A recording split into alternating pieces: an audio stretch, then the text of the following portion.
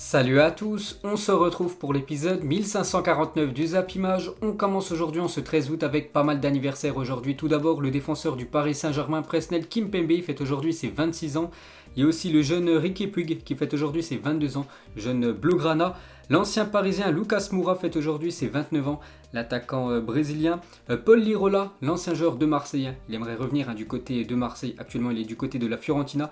Il fête aujourd'hui ses 24 ans. Joachim Correa fête aujourd'hui ses 27 ans, le joueur de la Lazio de Rome. Et pour finir, Benjamin Stambouli fête aujourd'hui ses 31 ans. Ensuite, un petit coup d'œil au classement FIFA qui a été mis à jour après l'Euro, après la Copa América. Donc il y a eu pas mal de changements. Donc le Brésil s'empare de la deuxième place devant l'équipe de France. Très très gros bond des États-Unis et belle progression de l'Italie et de l'Argentine. Donc toujours en tête, la Belgique toujours en première position. Ça fait pas mal de temps comme que les Belges sont première nation du classement FIFA. Le Brésil deuxième devant l'équipe de France. Donc la France perd une place. On s'est fait éliminer dès les huitièmes de finale. Donc on a pris très peu de points par rapport par exemple au Brésil qui a atteint la finale de la Copa América. L'Angleterre quatrième, l'Italie gagne 2 places. La même chose pour l'Argentine, l'Espagne perd une place.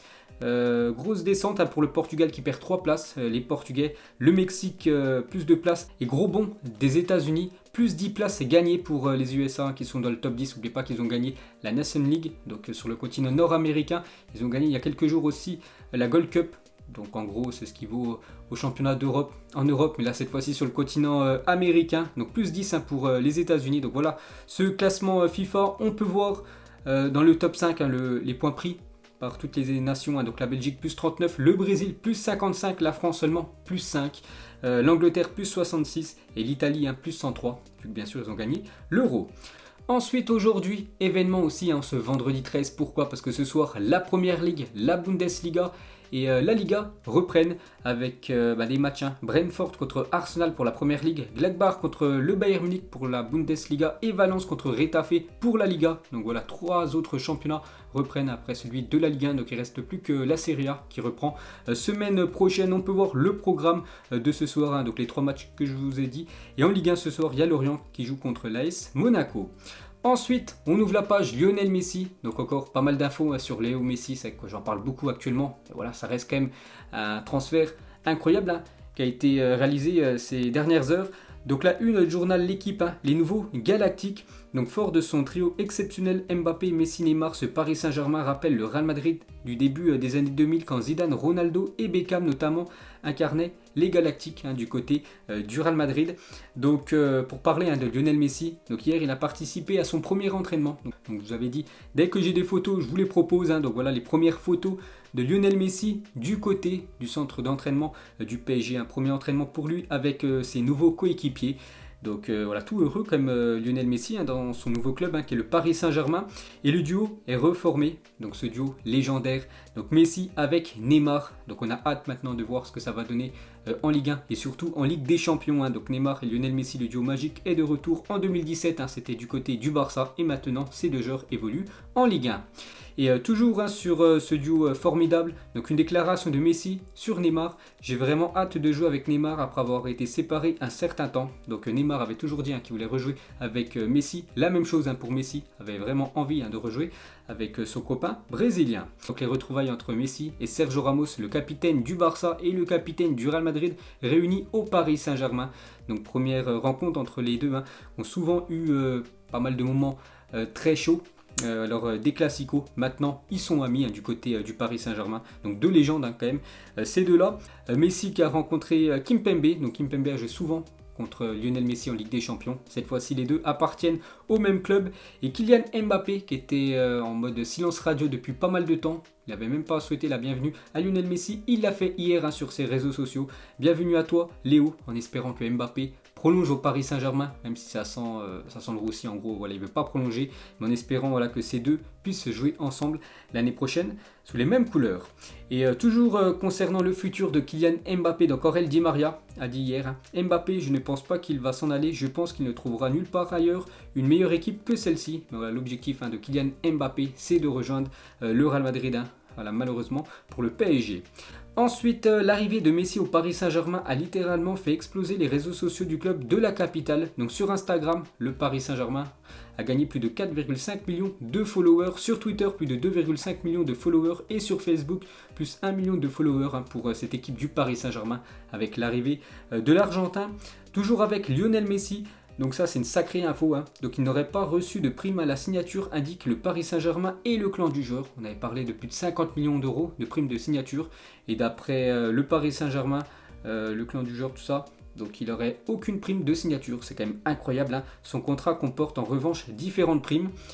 Très lucratives et l'Argentin n'a cédé que très peu de droits à l'image. Donc bien sûr il va gagner déjà 41 millions de salaire, il va gagner encore beaucoup d'argent avec les primes et droit à l'image, ça aussi ça rapporte pas mal d'argent. Toujours avec Léo Messi, donc une partie de son salaire à Paris sera délivrée en crypto-monnaie. En effet, Messi recevra des tokens du Paris Saint-Germain. Petite info concernant le salaire de l'Argentin. Et pour voir en détail ce salaire monstre de Lionel Messi du côté du Paris Saint-Germain, donc je vous ai dit plus de 41 millions d'euros par an, ce qui fait plus de 3 400 000 euros par mois, plus de 788 000 euros par semaine, c'est énorme. Je sais pas, plus de 110 000 euros par jour, 4 666 euros par heure. Par exemple, chaque seconde, Lionel Messi touche plus de 1,28 €. Donc en gros, lorsque je vous ai parlé du détail du salaire de Lionel Messi, donc lui, il a touché plus de 50 €, le joueur argentin. Toujours avec lui, donc France Bleu annonce que le t-shirt Ici c'est Paris que portait Lionel Messi lors de son arrivée au Bourget est en rupture de stock. Donc on sait que le maillot officiel du Paris Saint-Germain, rupture de stock. Et la même chose pour ce maillot, le premier maillot où on pouvait voir le nom Paris dessus, donc c'est quand il était arrivé à l'aéroport, donc il y a quelques jours. Donc il est en rupture de stock aussi ce maillot qui est vendu, on peut voir 25 €, donc encore des bénéfices en plus pour cette équipe du PSG. Et toujours concernant les ventes de maillots, donc nombre de maillots vendus lors des premières 24 heures dans leur nouveau club. Donc Neymar au Paris Saint-Germain, c'était plus de 200 000 maillots vendus. Donc Lionel Messi, il fait mieux que Neymar, plus de 220 000 maillots vendus lors des 24 heures. Et le numéro 1, ça reste quand même Cristiano Ronaldo du côté de la Juventus, plus de 520 000 maillots vendus en seulement 24 heures. Ensuite, on va parler du futur match du Paris Saint-Germain, c'est demain soir contre Strasbourg à 21 h. Et certaines places montent jusqu'à 2 000 € pour Paris Saint-Germain-Strasbourg.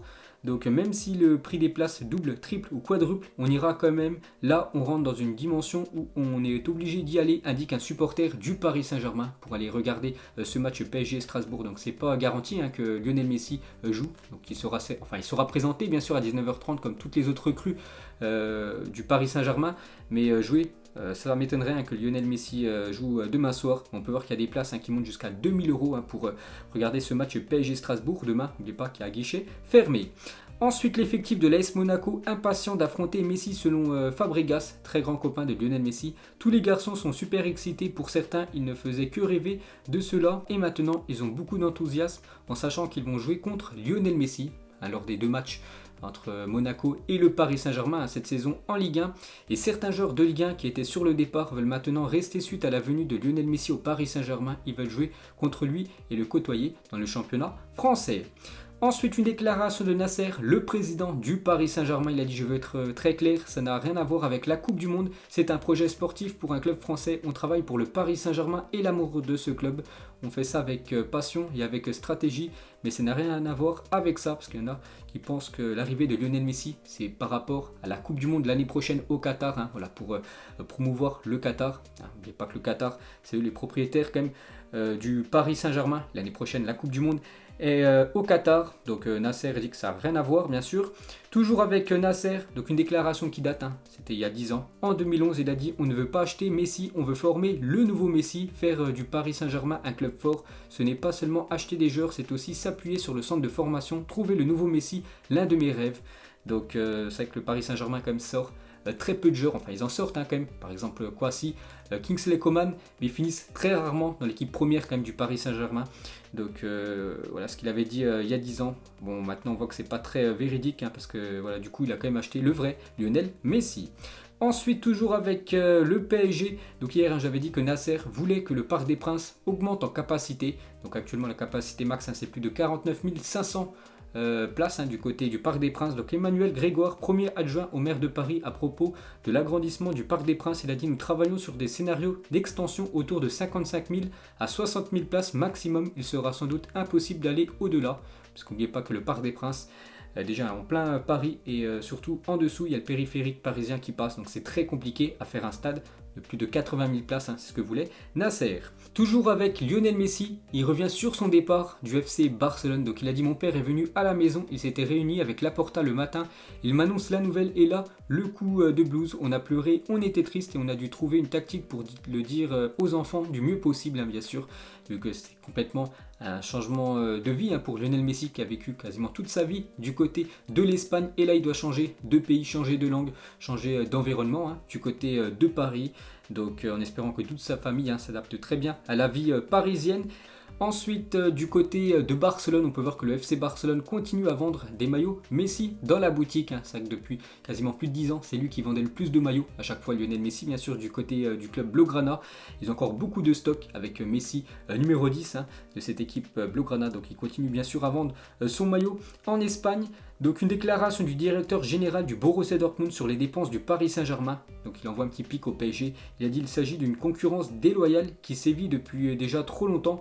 Mais je ne suis en aucun cas jaloux. Cela ne serait pas ma tasse de thé de devoir me mettre à genoux devant l'émir du Qatar. Donc voilà le pic envoyé de Watzke, donc le directeur général de cette équipe allemande. Ensuite, on va parler d'un autre gros transfert, les gars. Donc celui-là, il y a un gros montant, Messi, il est arrivé gratuitement, mais celui-là, les gars, c'est un montant à plus de 115 millions d'euros. Donc officiel, Lukaku signe du côté de Chelsea, montant du transfert 115 millions d'euros. Il y a déjà eu un gros transfert il y a quelques jours en première ligue, Grealish, mais aussi 115 millions d'euros. Donc cette fois-ci, c'est Lukaku qui revient du côté de Chelsea. Donc Lukaku de retour chez lui. Donc il avait déjà évolué dans cette équipe des Blues, c'était il y a 7 ans. Donc voilà, retour pour lui en première ligue. Donc il a passé 2 saisons du côté du championnat italien. Donc il a remporté quand même la Serie A. Donc très gros trophée. Il a mis fin à la domination de la Juventus qui restait sur 9 championnats d'affilée remportés. Et sur ces 2 dernières saisons, il a inscrit quand même 64 buts. Lukaku a des sacrés stats. Donc la clé de l'Inter pour briser la domination de la Juventus en Italie. Toujours avec lui, on peut voir les stats de Lukaku dans chaque club où il a joué. On peut voir à chaque fois quand même qu'il est performant Lukaku. Donc à l'Inter, c'est 95 matchs pour 64 buts. À Manchester United, son équipe avant, 96 matchs pour 42 buts. Donc toujours des très belles stats pour l'attaquant belge qui a joué aussi du côté de Everton, Anderlecht ou même West Bromwich. Toujours avec lui une déclaration de sa part en tant que nouveau joueur des Blues. Je suis heureux et béni d'être de retour dans ce merveilleux club. La façon dont le club évolue correspond parfaitement à mes ambitions. Cette opportunité arrive au bon moment et nous pouvons avoir beaucoup de succès ensemble. Donc voilà ce que dit Lukaku, très content de revenir dans son club du côté de Londres. Et on peut voir le parcours de Lukaku et on peut voir à chaque fois le montant de transfert. C'est que c'est un joueur à chaque fois qui est transféré quand même très cher. Donc là 115 millions d'euros. Donc de Manchester à l'Inter c'était 80 millions d'euros. En juillet 2017 de Everton à Manchester United c'était pour 85 millions d'euros. Donc si on additionne tous ces montants de transfert, donc Lukaku est tout simplement le joueur le plus cher de l'histoire en transfert bien sûr cumulé. C'est plus de 327 millions d'euros dépensés par ces clubs pour l'accueillir devant Neymar, 310 millions d'euros et Cristiano Ronaldo 230 millions d'euros. Donc j'ai bien dit transfert cumulé. Ensuite toujours avec Chelsea, donc ça c'est quand même une très bonne nouvelle pour Thomas Tuchel qui a remporté la Ligue des Champions il y a quelques semaines, la Super Coupe d'Europe il y a quelques jours. Et avec son équipe quand même qui est déjà costaud, avec en attaque quand même Werner côté gauche, Mason Mount côté droit, il y a aussi Pulisic que tu peux mettre en attaque. Donc maintenant tu rajoutes Lukaku en numéro 9, grosse team quand même cette équipe de Chelsea qui est prétendante pour remporter une fois de plus la Ligue des Champions bien sûr avec le Paris Saint-Germain, Manchester City et des autres clubs européens. Et Lukaku à peine arrivé en première ligue, on peut voir qu'il a une cote à 5 pour terminer meilleur buteur du championnat anglais. Donc c'est le 3e joueur favori. Le 2e c'est Mohamed Salah, une cote à 4 pour terminer meilleur buteur de cette nouvelle saison de Première Ligue. Et bien sûr le premier, c'était lui qui a été meilleur buteur la saison dernière, c'est Harry Kane qui a une cote à 3 pour terminer meilleur buteur de cette PL. Ensuite, regardez les prédictions des journalistes de la BBC pour pronostiquer le top 4 de Première Ligue à l'issue de la saison à venir. N'oubliez pas que l'appel commence ce soir. Donc regardez la prédiction de tous ces journalistes. Donc on peut voir qu'il y en a plus de la moitié qui ont mis en première position Chelsea, l'autre moitié Manchester City. Ensuite, on prend cette fois-ci la direction de l'Espagne. On va parler du FC Barcelone et regardez la une du journal Sport aujourd'hui. Nouveau Barça, Koeman doit construire un projet sans Messi pour continuer à remporter des titres sur le territoire espagnol. ou essayer de remporter bien sûr la Ligue des Champions. Donc on va parler de Pedri alors qu'il a refusé de prendre des vacances et vient d'enchaîner 73 matchs. La saison dernière, Pedri devrait jouer dès la première journée de Liga, dès dimanche contre la Real Sociedad. Il devrait commencer direct titulaire comme Pedri, qui a enchaîné 73 matchs, aucune vacances pour lui. Et il enchaîne directement en tant que titulaire normalement. Incroyable quand même ce joueur qui a seulement, n'oubliez pas, 18 ans. Toujours avec le jeune Pedri, donc lui, Mingueza et Eric Garcia. L'ancien joueur de City, on peut voir qui sont revenus du côté de Barcelone. Ils ont présenté leur médaille d'argent pour ces JO. N'oubliez pas qu'ils ont terminé à la deuxième place. Ils se sont fait battre en finale contre le Brésil et regardez le 11 probable contre la Real Sociedad pour cette équipe du FC Barcelone dimanche soir. Donc Neto devrait commencer titulaire, Alba, Aroro, Piqué, Dest côté droit, Busquets, Pedri, De Jong en milieu de terrain, Memphis Depay devrait commencer sur le côté gauche, Braithwaite en numéro 9 et Antoine Griezmann sur le côté droit à la place de Lionel Messi.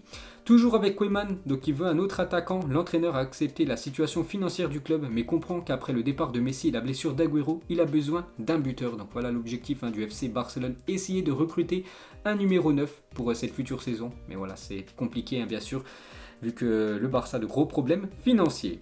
Ensuite, toujours avec le FC Barcelone, donc il y a 17 ans, jour pour jour, là il recrutait un gros numéro 9, c'était Samuel Eto'o qui signait du côté du FC Barcelone, donc c'était Laporta qui le présentait. Donc maintenant, c'est toujours lui l'entraîneur, même si pendant pas mal de saisons c'était Bartomeu. Donc une petite photo légendaire de ces deux-là. Et concernant le Barça contre la Real Sociedad dimanche soir, donc Hernandez est l'arbitre du match entre Barcelone et la Real Sociedad au Camp Nou dimanche soir. Ensuite, côté Real Madrid, donc le Real commence demain son premier match pour cette nouvelle saison de Liga et tout indique qu'Isco débutera contre Alaves samedi, lui qui jouait très peu sous l'ère Zinedine Zidane. Il devrait commencer titulaire demain.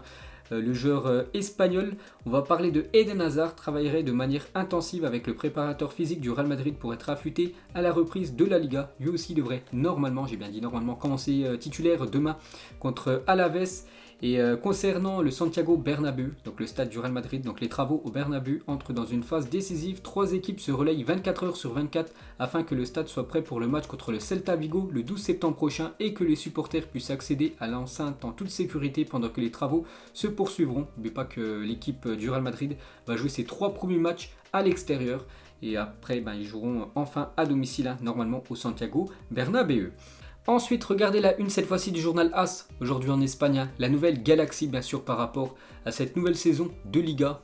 Mais voilà, sans Lionel Messi bien sûr, on peut voir les têtes d'affiche comme Alaba, Memphis Depay ou l'Argentin De Paul. Et on peut voir que Gareth Bale portera le numéro 18 avec le Real Madrid cette saison. N'oubliez pas qu'avant il portait le numéro 11, donc officiel, il portera le numéro 18. Le jeune Riqui Puig qui portait le numéro 12 la saison dernière du côté du club Blaugrana porte pour cette nouvelle saison le numéro 6 du côté de Barcelone. Ensuite, un article du journal L'Équipe, tweeté par Adrien Grenier, donc il parle du Paris Saint-Germain par rapport aux joueurs qui pourraient quitter cette équipe du PSG. Donc Icardi n'est pas pressé à l'idée de partir, une fenêtre de tir pourrait s'ouvrir en Italie pour lui, peut-être du côté de l'AS Roma. Idrissa Gueye veut rester, pas d'offre, de même pour Abdou Diallo, il veut rester aussi, et Ander Herrera est susceptible de partir mais son profil plaît au staff du Paris Saint-Germain. En gros, il n'y a pas trop de départ côté Paris Saint-Germain, il y a pas mal d'arrivées, mais pour l'instant, beaucoup de joueurs veulent rester du côté du Paris Saint-Germain, certainement évoluer avec Lionel Messi et toucher quand même leur confortable salaire. Et concernant Paul Pogba, c'est vrai qu'on parle plus de Paul Pogba, on parlait beaucoup du joueur de Manchester United du côté du Paris Saint-Germain avant l'arrivée de Léo Messi. Et Paris n'a pas abandonné le dossier Paul Pogba, le dossier n'est pas lié à la signature de Messi. Donc n'oubliez pas que le Paris Saint-Germain peut se permettre de recruter n'importe qui. Ils peuvent se permettre de recruter Paul Pogba avant la fin du mercato. Avec cette équipe du Paris Saint-Germain, tout est possible. On verra ce que ça va donner dans les prochains jours. Ensuite, une photo de Kevin De Bruyne avec la nouvelle recrue Jack Grealish du côté de Manchester City et Phil Foden sur Grealish. Il a dit: je suis très heureux qu'il ait signé ici. Il n'a aucune peur avec la balle. Il peut changer un match à lui tout seul. Je crois qu'il est un joueur très spécial et qui va être une clé pour nous du côté de City pour cette nouvelle saison. Ensuite, en raison du contexte actuel, la FIFA et l'UEFA ont décidé d'interdire les déplacements de supporters à l'étranger pour la prochaine trêve internationale prévue en septembre des éliminatoires de la zone Europe pour la Coupe du Monde 2022 au Qatar. Donc il n'y aura pas de supporters adverses qui iront voir les matchs des équipes nationales lors de cette future trêve internationale qui arrive dans quelques semaines. Une petite photo de Cristiano Ronaldo lors de sa présentation à Old Trafford du côté de Manchester United. C'était en 2003, donc il y a pas mal d'années. On peut voir le pantalon très spécial de CR7. Et pour finir les gars, ce Zap Image, certains des plus grands noms du football ont joué pour le Paris Saint-Germain.